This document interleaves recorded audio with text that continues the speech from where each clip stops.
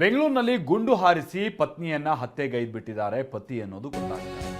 ಬಸವೇಶ್ವರ ನಗರದ ವೆಸ್ಟಿನ್ ಹೋಟೆಲ್ನಲ್ಲಿ ಅಥವಾ ಹೋಟೆಲ್ನ ಬಳಿ ನಡೆದಿರುವಂತಹ ಘಟನೆ ಇದು. ಬಸವೇಶ್ವರ ನಗರದ ವೆಸ್ಟಿನ್ ಹೋಟೆಲ್ ಇದೆಯಲ್ಲ ಅದ್ರ ಬಳಿ ಏಕಾಏಕಿ ಗನ್ ತೆಗೆದು ಪತ್ನಿ ಮೇಲೆ ಫೈರಿಂಗ್ ಮಾಡಿದ್ದಾನೆ ಪತ್ನಿ ಭುವನೇಶ್ವರಿಯನ್ನ ಪತಿ ಬಾಲಮುರುಗನ್ ಹತ್ಯೆಗೈದಿದ್ದಾರೆ.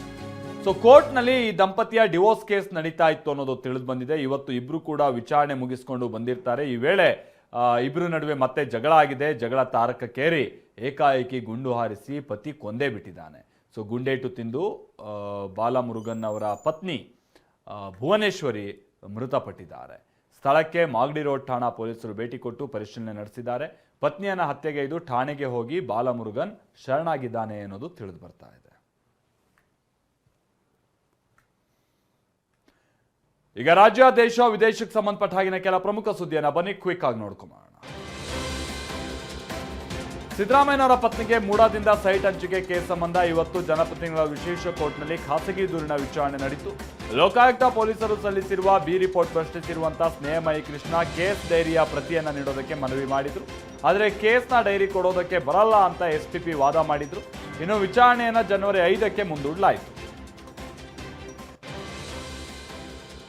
ಅಕ್ರಮ ಹಣ ವರ್ಗಾವಣೆ ಕೇಸ್ನಲ್ಲಿ ಇಡಿ ಇಕ್ಕಳದಲ್ಲಿ ಸಿಕ್ಕಾಕೊಂಡಿರುವ ಕಾಂಗ್ರೆಸ್ ಶಾಸಕ ವೀರೇಂದ್ರ ಪಪ್ಪಿ ಜಾಮೀನು ಅರ್ಜಿ ತೀರ್ಪು ಇದೇ 29ನೇ ತಾರೀಕು ಹೊರಬೀಳುತ್ತೆ.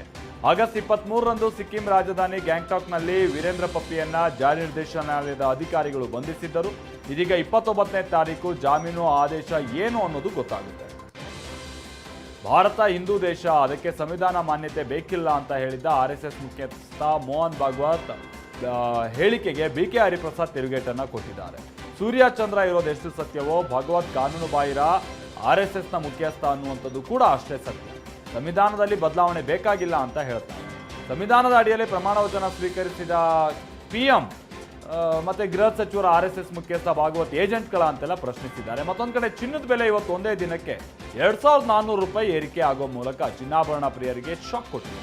ಇವತ್ತು ಚಿನ್ನದ ಗರಿಷ್ಠ ಬೆಲೆ 13,855 ರೂಪಾಯಿ ದಾಖಲಾಗಿದೆ. ಬೆಂಗಳೂರಿನಲ್ಲಿ 1 ಗ್ರಾಮ್ 24 ಕ್ಯಾರೆಟ್ ಚಿನ್ನದ ಬೆಲೆ 13,855 ರೂಪಾಯಿ ಇದ್ದು 10 ಗ್ರಾಮ್ ಶುದ್ಧ ಚಿನ್ನಕ್ಕೆ 1,38,550 ರೂಪಾಯಿಗೆ ಏರಿಕೆ ಆಗಿದೆ.